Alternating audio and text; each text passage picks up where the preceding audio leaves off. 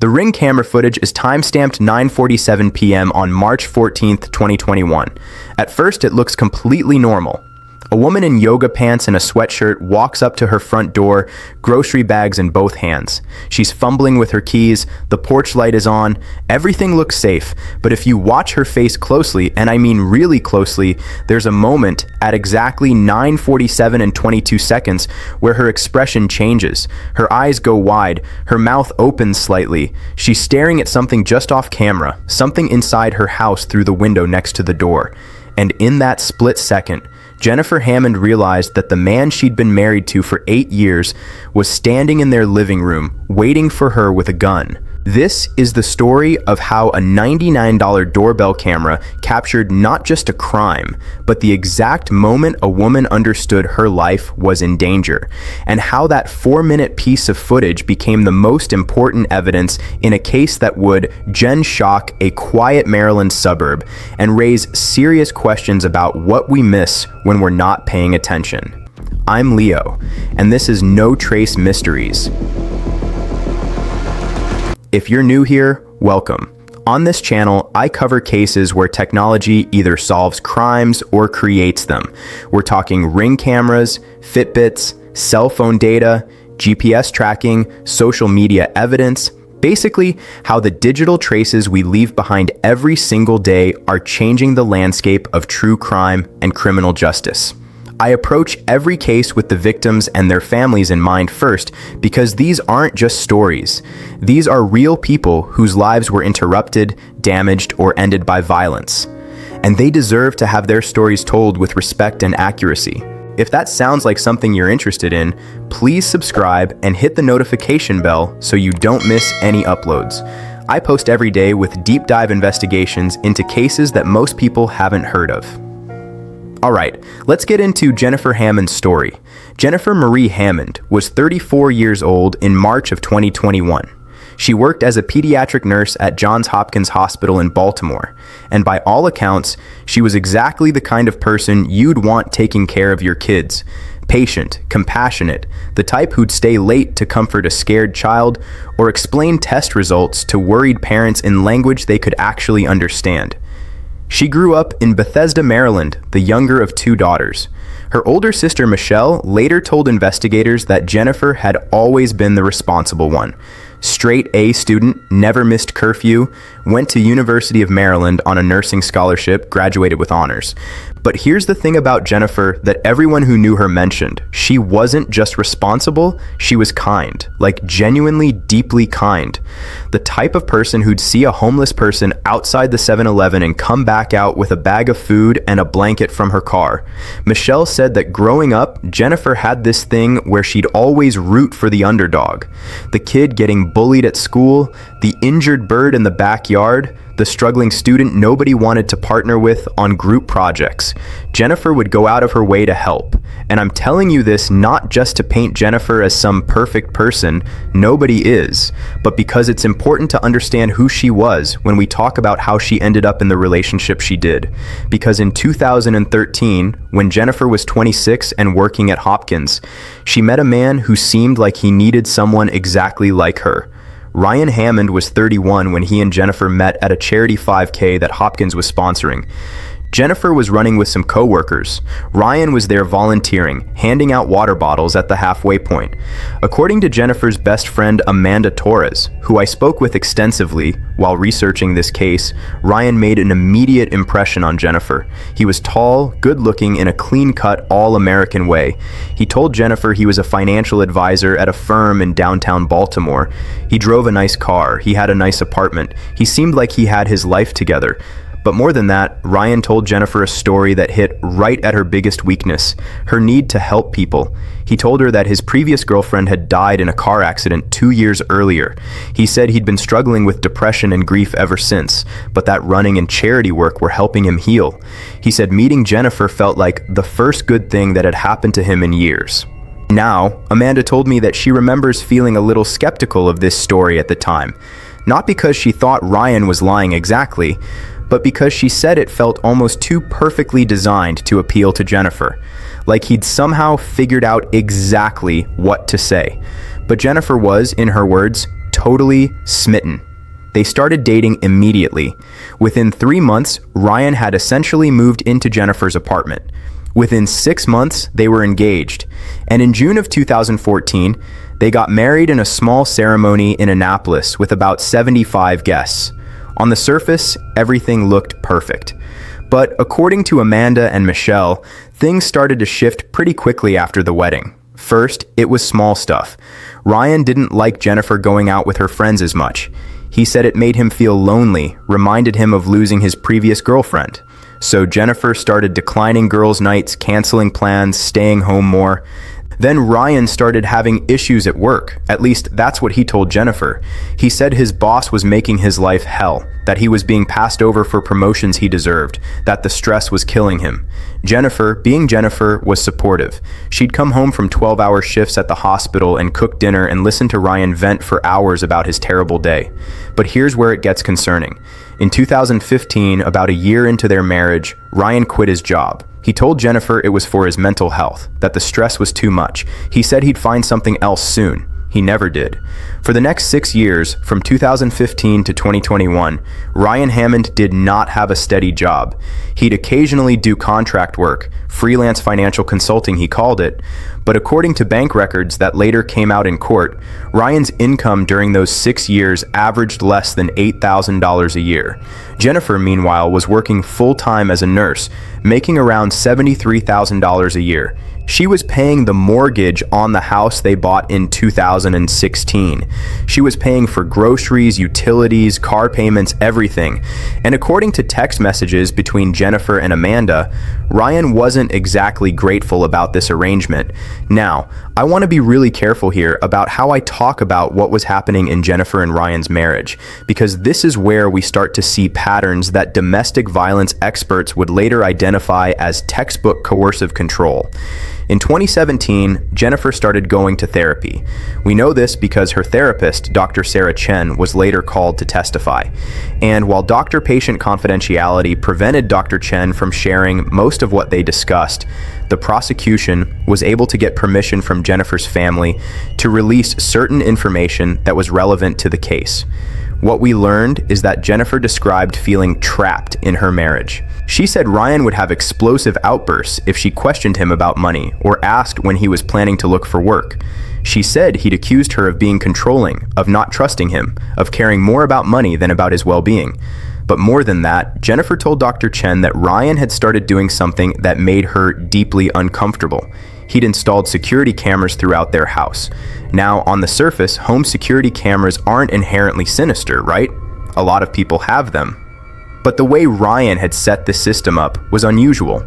He'd put cameras in the living room, the kitchen, both entrances, the garage, and, this is where it gets invasive, in their bedroom.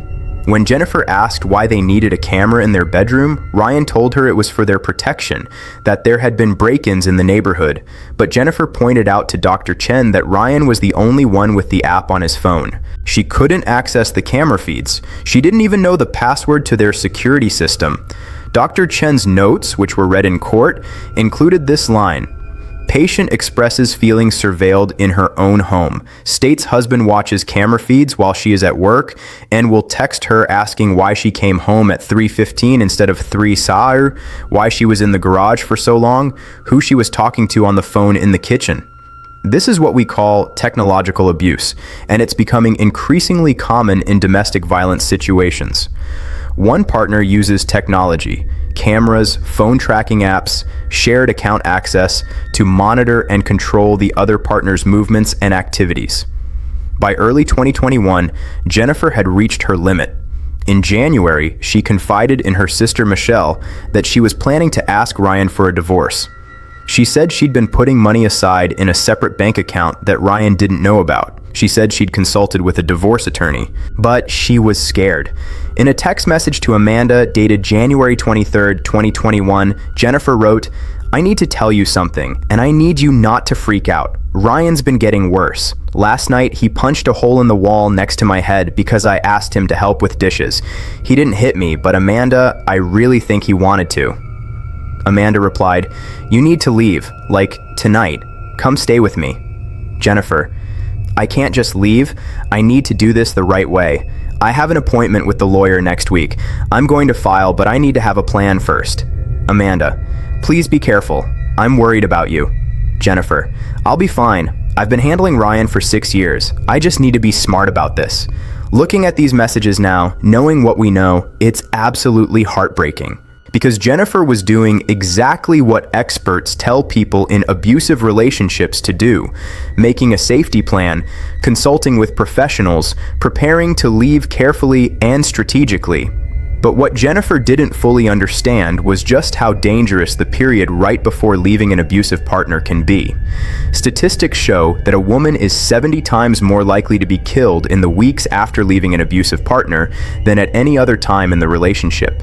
The moment a controlling partner realizes they're losing control is often when they become most dangerous. On March 14th, 2021, Jennifer came home from her shift at Hopkins around 6:30 p.m. We know from text messages that she and Ryan had been arguing that morning about money. Jennifer had discovered that Ryan had spent $200 of their savings, really her savings, on a new gaming computer. When Jennifer confronted him about it before she left for work, Ryan had, according to neighbors who heard raised voices, screamed at her that it was his money too, and that she was acting like his mother instead of his wife. Jennifer left for work without responding, but at 3:00 p.m. she sent Ryan a text message. "We need to talk when I get home tonight. This isn't working anymore." Ryan didn't respond. At 6:00 p.m. Jennifer texted Amanda, "Doing it tonight, I'm going to tell him I want a divorce. I'm not living like this anymore."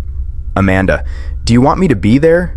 Jennifer, "No, I need to do this myself, but I'll call you after, okay?" Amanda, "Promise." Jennifer, "Promise, love you." That was the last text message Jennifer Hammond ever sent. Now we know from cell phone records and surveillance footage from various cameras in their neighborhood that Jennifer left Hopkins at 6:32 p.m. The drive from the hospital to her house in Towson normally took about 35 minutes, but on March 14th, Jennifer made a stop. At 6:58 p.m., Jennifer pulled into a giant grocery store about 10 minutes from her house. Security footage from inside the store shows her walking to the pharmacy section. She picks up what appears to be a prescription, pays at the register, and leaves. She's in the store for less than 5 minutes. At 7:04 p.m., Jennifer gets back in her car. At this point, according to her phone's GPS data, Jennifer sat in the grocery store parking lot for nearly 2 hours. We don't know exactly what she was doing during that time, but call records show she made 3 phone calls. One to her sister Michelle at 7:15 p.m. that lasted 34 minutes. One to her lawyer at 7:52 p.m. that lasted 11 minutes. And one to a domestic violence hotline at 8:47 p.m. that lasted 28 minutes. Michelle later testified that during their call, Jennifer told her she was going to go home and tell Ryan she wanted a divorce. Michelle said she offered to come be with her, but Jennifer said no, she needed to do this on her own, and besides, Ryan had never actually physically hurt her, so she thought she'd be safe. The lawyer Jennifer called was Lisa Chen, the divorce attorney she'd been consulting with. Lisa testified that Jennifer asked whether she should tell Ryan tonight or wait until she'd officially filed the paperwork. Lisa told her that typically, it's safer to tell your spouse after you've already moved out and filed, not before. But Jennifer said she couldn't wait any longer. She said she'd go home, tell Ryan she wanted a divorce, and she'd already packed a bag that was in her car. She planned to drive to her sister's house immediately after the conversation.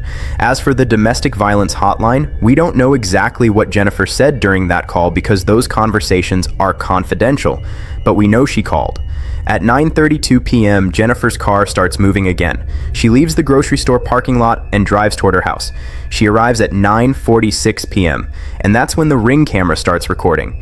Okay, so before we get into what was actually on this Ring camera footage, I need to explain how Ring cameras work, because it's important to understanding how this footage even exists.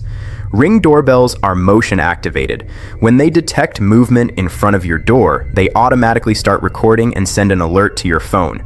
The footage is stored in the cloud, and depending on your subscription plan, Ring keeps that footage available for either 30 or 60 days. Now, Ryan had installed a Ring doorbell at their house in 2019. But here's the thing. The Ring was registered to Jennifer's email address and connected to her phone, not Ryan's. Prosecutors later theorized that Ryan had done this deliberately so that if anyone ever checked, it would look like Jennifer was the one surveilling the house, not him. But it meant that Jennifer got all the motion alerts, and Jennifer had access to all the footage. This becomes critically important. So at 9:46 p.m. on March 14th, Jennifer pulls into the driveway. The Ring camera activates. Jennifer gets out of her car with 2 grocery bags. We later learned she'd picked up a few items in addition to her prescription, probably just to have a reason for being gone so long. She walks toward the front door. She's moving normally. Her body language doesn't look tense or scared. But then, at 9:47 and 19 seconds, Jennifer stops walking. She's about 6 feet from the front door. She's looking at the window to the left of the door, the living room window. The grocery bags are still in her hands, and her face changes. I've watched this footage probably 50 times while researching this case, and every single time, this moment gives me chills. Her eyes go wide, her mouth opens, her whole body tenses. It's like she's seen something through that window that has triggered every alarm bell in her nervous system. For 3 seconds, I counted, she just stands there, frozen, staring at that window. And then Jennifer does something that probably saved her life. She turns around and starts walking quickly back toward her car. She doesn't run, she doesn't scream. She just turns and walks with purpose, like she's trying not to alert whoever's inside the house that she knows something's wrong. But before she can reach her car, the front door opens. Ryan Hammond steps out onto the porch. Now remember, the Ring camera is right there above the door, so we get a clear view of him. He's wearing jeans and a dark t-shirt. His hands are visible. He's not holding a gun, at least not that we can see, but the look on his face is what struck me. He's not smiling. He's not trying to appear normal or casual. He looks angry. "Where are you going?" he calls out. Jennifer stops. She turns around. And this is where you can see her switch into survival mode. "I forgot something," she says. Her voice is steady, calm. "I need to run back to the store real quick." "You've been gone for 3 hours," Ryan says. "What did you forget?" I'll be right back, okay? I just need to..." "Jennifer." Ryan takes a step forward, off the porch. "Come inside." There's something about the way he says it. It's not a request. It's a command. Jennifer doesn't move. "I'll just be a few minutes. I promise." And then Ryan says something that, when investigators heard it, confirmed everything they suspected about what was happening in this moment. "I saw your texts," he says. "With your sister. With that lawyer. So you can stop pretending. Get inside. Now." This is when Jennifer runs. She drops the grocery bags and she sprints toward her car. She's fumbling in her pocket for her keys. Ryan is running after her. And what happens next happens fast. Jennifer gets to her car. She's trying to unlock it, but her hands are shaking. Ryan catches up to her. He grabs her arm. She's yelling now, screaming, "Let go of me." A neighbor across the street, Patricia Wilkins, later testified that she heard the screaming and looked out her window. She saw Ryan and Jennifer struggling next to Jennifer's car. She immediately called 911, but before police could arrive, Ryan dragged Jennifer back toward the house. The Ring camera caught all of this. You can hear Jennifer screaming. You can hear her saying, "Please, Ryan, please don't do this." You can hear the desperation in her voice. At 9:49 p.m., Ryan gets Jennifer onto the porch. He pulls her through the front door. The door slams shut. The Ring camera, having no more motion to detect, stops recording at 9:49 and 43 seconds. Total footage time, 3 minutes and 43 seconds. Here's what we know happened inside the house based on Jennifer's later testimony and physical evidence. Ryan dragged Jennifer into the living room. He pushed her onto the couch, and then he pulled out a gun, a 9mm Glock that he'd purchased illegally 3 weeks earlier from someone he'd met online. Jennifer testified that Ryan was screaming at her, saying that she'd betrayed him, that she'd humiliated him, that he'd given her everything, and this was how she repaid him. Jennifer said she tried to stay calm.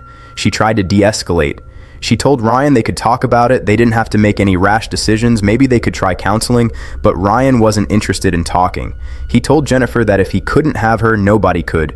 He said he'd rather she be dead than with someone else. And then he raised the gun and pointed it at her head. Jennifer said that in that moment, she genuinely believed she was about to die. She closed her eyes. She was praying or trying to, but her mind was just racing, thinking about her family, about the patients at the hospital who were expecting her tomorrow, about all the things she'd never get to do. But Ryan didn't pull the trigger. Instead, He started crying. He lowered the gun slightly and he just broke down, sobbing, saying he didn't want to do this, but she was making him, she was forcing his hand. And Jennifer, even in this moment of absolute terror, did what she'd always done. She tried to help him. She told Ryan it was going to be okay. She told him they could figure this out. She told him to please just put the gun down and they'd talk. And incredibly, Ryan did. He lowered the gun to his side. He sat down on the couch next to her. He was still crying, saying he was sorry. He didn't know what was wrong with him. And that's when Jennifer made her move. She stood up as calmly as she could and said she was going to get him some water. She walked to the kitchen. Ryan didn't stop her. And the moment Jennifer was out of Ryan's line of sight, she ran. Jennifer ran out the back door of the house and into the backyard. She didn't have her phone. It was still in her car. She didn't have her keys. She just had herself. She ran through the backyard, jumped the fence into the neighbor's yard, and ran to the front of their house. She started pounding on the door, screaming for help. The neighbors, an elderly couple named Don and Martha Reeves, opened the door. Jennifer was hysterical, barefoot, with scratches on her arms from jumping the fence. "Call 911, she screamed. "My husband has a gun. He's trying to kill me." Don Reeves called 911 immediately. The call came in at 9:54 p.m., just 5 minutes after the ring footage ended. On the 911 call, which was played in court, you can hear Jennifer in the background, crying, hyperventilating, trying to explain to Martha what happened. The dispatcher kept Don on the line and confirmed police were already en route. Remember, the neighbor across the street, Patricia Wilkins, had called when she saw Ryan dragging Jennifer into the house. 3 police units arrived at 9:58 p.m. When police arrived, they found Ryan Hammond sitting in his living room, the gun on the coffee table in front of him. According to the police report, Ryan didn't resist arrest. He didn't try to run. He just sat there, staring at the wall. When officers entered the house with their weapons drawn, ordering Ryan to put his hands up, he complied immediately. He was handcuffed and taken into custody without incident. The gun was secured and later found to be fully loaded with a round in the chamber. Forensics confirmed Ryan's fingerprints were all over it. Meanwhile, other officers were with Jennifer at the Reeves house. Paramedics checked her for injuries. She had bruises on her arm where Ryan had grabbed her, scratches from the fence, and she was in severe psychological distress, but physically she was going to be okay. Jennifer was taken to Johns Hopkins, the hospital where she worked, for evaluation and treatment. Ryan was taken to Baltimore County Police Headquarters for booking. He was initially charged with kidnapping, false imprisonment, assault, and illegal possession of a firearm. But prosecutors knew they had a problem. Here's the issue. Ryan hadn't actually shot Jennifer. He hadn't even fired the gun. And while he'd absolutely terrorized her and committed multiple crimes, proving attempted murder was going to be difficult. Maryland law defines attempted murder as taking a substantial step toward killing someone with the intent to cause their death. Pointing a gun at someone could qualify, but Ryan's defense attorney would likely argue that Ryan's decision to lower the gun and not shoot proved he never actually intended to kill Jennifer. This is where the ring camera footage became absolutely crucial. Assistant State's Attorney Michael Torres, no relation to Jennifer's friend Amanda, was assigned to the case, and when he reviewed all the evidence, he realized something important. The ring footage didn't just show Ryan dragging Jennifer into the house. It captured audio of their conversation on the porch, and in that conversation, Ryan said, "I saw your texts, so you can stop pretending." This proved premeditation. Ryan had been reading Jennifer's private text messages. He knew she was planning to divorce him. He knew she'd consulted with a lawyer, and in the weeks before March 14th, he'd purchased a gun illegally. Prosecutors argued that Ryan had been lying in wait for Jennifer that night, planning to kill her when she came home. The fact that he ultimately couldn't go through with it didn't change the fact that he'd taken substantial steps toward ending her life. Additionally, Prosecutor Torres was able to obtain records from Ryan's phone, showing that he'd searched online for information about how long do murder investigations take, and can police access ring camera footage in the days before the incident. Between the ring footage, the 911 calls, the neighbor testimony, Jennifer's account, the weapon, and Ryan's own online searches, prosecutors felt they had a strong case. On April 2, 2021, a grand jury indicted Ryan Hammond on charges of attempted first-degree murder, kidnapping, false imprisonment, assault, and illegal possession of a firearm. His trial was scheduled for January 2022. Jury selection and opening statements. 35.1537 aux. Ryan Hammond's trial began on January 10, 2022, in Baltimore County Circuit Court. Jury selection took 3 days, which is longer than usual because defense attorneys were concerned about potential jurors who might have strong feelings about domestic violence. They wanted to ensure that anyone selected could view the case objectively and not simply assume Ryan was guilty because he'd been abusive. Ultimately, a jury of 7 women and 5 men was selected. In his opening statement, prosecutor Michael Torres laid out the state's case clearly. This was a planned attack. Ryan Hammond had discovered his wife was planning to leave him. He purchased a gun. He waited for her to come home. He intended to kill her. The only reason Jennifer survived was because of her own quick thinking and Ryan's last-minute inability to follow through. Torres showed the jury the ring camera footage right there in his opening statement. He wanted them to see it immediately, to understand the terror Jennifer experienced. Defense attorney Robert Klein had a difficult job. He couldn't deny that Ryan had done something terrible, but he argued that what Ryan did was not attempted murder. It was an emotional breakdown, a crime of passion, a moment of temporary insanity brought on by the shock of discovering his wife wanted to end their marriage. Klein argued that Ryan never actually intended to kill Jennifer. If he had, he would have pulled the trigger. The fact that he didn't proved he lacked the intent necessary for attempted murder. Over 8 days, the prosecution called 23 witnesses. Patricia Wilkins, the neighbor, testified about seeing Ryan drag Jennifer into the house and hearing her screams. Dawn and Martha Reeves testified about Jennifer arriving at their door in a panic. Michelle, Jennifer's sister, testified about their phone call that evening and about years of concerning behavior from Ryan. Amanda Torres testified about text messages that showed a pattern of control and escalating tension. Dr. Sarah Chen, Jennifer's therapist, testified about the technological surveillance and Jennifer's fear. The domestic violence hotline couldn't provide specific details of Jennifer's call due to confidentiality, but a representative testified that a call matching the time and duration did occur, confirming Jennifer had reached out for help that very night. Police officers testified about the arrest and the evidence found in the house. Forensic experts testified about the gun, Ryan's internet search history, and the ring camera footage. And then, on day 6 of the trial, Jennifer took the stand. Jennifer testified for nearly 4 hours over 2 days. She walked the jury through her relationship with Ryan, from their meeting in 2013 through the escalating control and isolation. She talked about the cameras, the financial abuse, the emotional manipulation, and then she described the night of March 14th in excruciating detail. She explained what she'd seen through the living room window that made her stop in her tracks. Ryan standing in the middle of the living room, holding a gun, staring at the front door, waiting for her. She described the terror of trying to get to her car, of being caught, of being dragged inside. She described Ryan pointing the gun at her head and telling her that if he couldn't have her, nobody could. And she described making the split-second decision to try to de-escalate, to appeal to whatever empathy might still exist in the man she'd married, and then to run when she had the chance. Defense attorney Klein cross-examined Jennifer aggressively. He asked why she'd never called the police before if Ryan was so dangerous.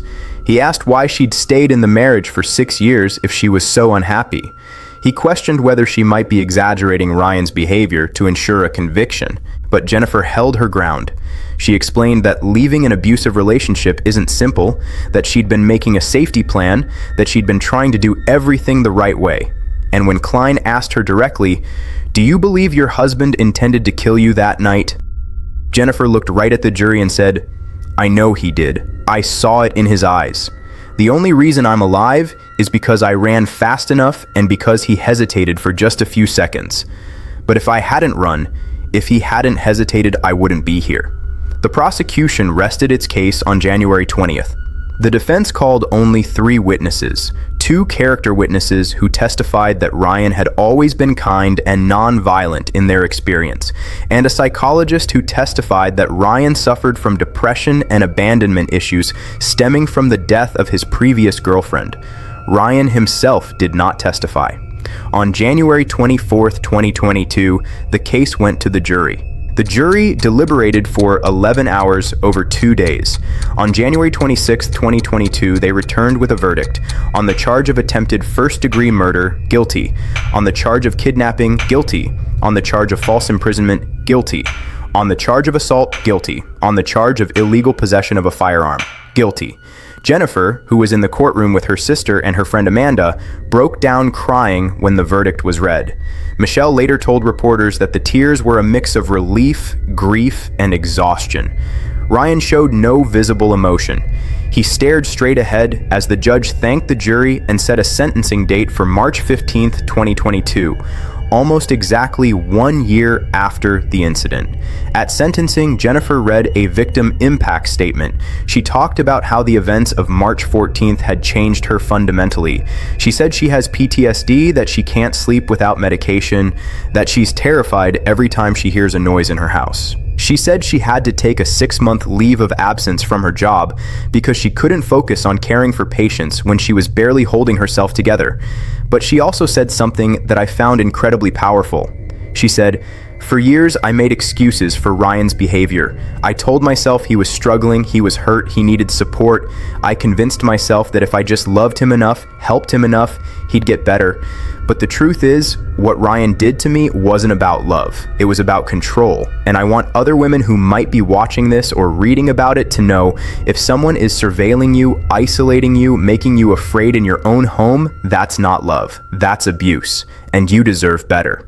The judge sentenced Ryan Hammond to 40 years in prison, with all but 25 years suspended, meaning he'd serve 25 years before being eligible for parole. He also issued a lifetime protective order preventing Ryan from ever contacting Jennifer again. Ryan was taken into custody immediately and is currently serving his sentence at a Maryland State Correctional Facility. As for Jennifer, she's rebuilding her life, but it's been a difficult process. She moved out of the house she'd shared with Ryan. She couldn't stay there after what happened. She's living with her sister Michelle while she works through therapy and figures out what comes next. She did eventually return to work at Johns Hopkins, but she's reduced her hours. She's also become an advocate for domestic violence awareness, partnering with a local organization to speak at events and help other survivors. In an interview with a Baltimore news station in late 2022, Jennifer said something that stuck with me. "People ask me all the time how I'm doing, and the honest answer is some days are better than others. I'm alive, and I'm grateful for that. But I'm also angry that I lost years of my life to someone who was supposed to love me. I'm angry that I doubted myself for so long, and I'm determined to use what happened to me to help other people get out before it's too late." As for the Ring camera footage, it's been used in multiple domestic violence training sessions for law enforcement and victim advocates. Experts say it's one of the clearest examples they've seen of how surveillance technology can provide critical evidence in cases where there are no other witnesses. But it's also sparked important conversations about privacy and consent in relationships, especially around the use of security cameras and tracking devices. So let's talk about what we can learn from Jennifer's case, because I think there are some really important takeaways here beyond just the facts of what happened. First, technology is a double-edged sword in abusive relationships. Ryan used surveillance cameras to control and monitor Jennifer. That's technological abuse, and it's increasingly common. But in the end, it was also technology. The Ring doorbell camera that Jennifer had access to that provided the evidence to convict him. If you're in a relationship where your partner is monitoring your phone, your location, your internet activity, or your movements through cameras or tracking apps without your enthusiastic consent, that is a red flag. That is not normal relationship behavior. That is control. Second, the most dangerous time in an abusive relationship is when you're trying to leave. Jennifer did many things right. She made a safety plan, she consulted with professionals, she was trying to be strategic.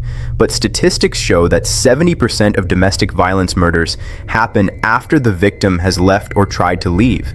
If you're planning to leave an abusive relationship, please reach out to a domestic violence organization first. The National Domestic Violence Hotline is 1-800-7999-7233, and they have trained advocates who can help you create a safety plan tailored to your specific situation. Third, financial abuse is abuse. Ryan didn't have a job for 6 years. He spent Jennifer's money without permission.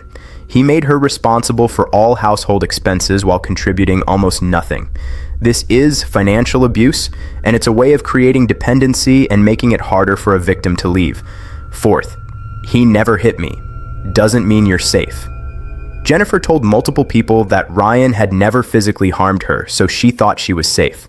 But emotional abuse, surveillance, isolation, and control are all forms of abuse, and they often escalate to physical violence.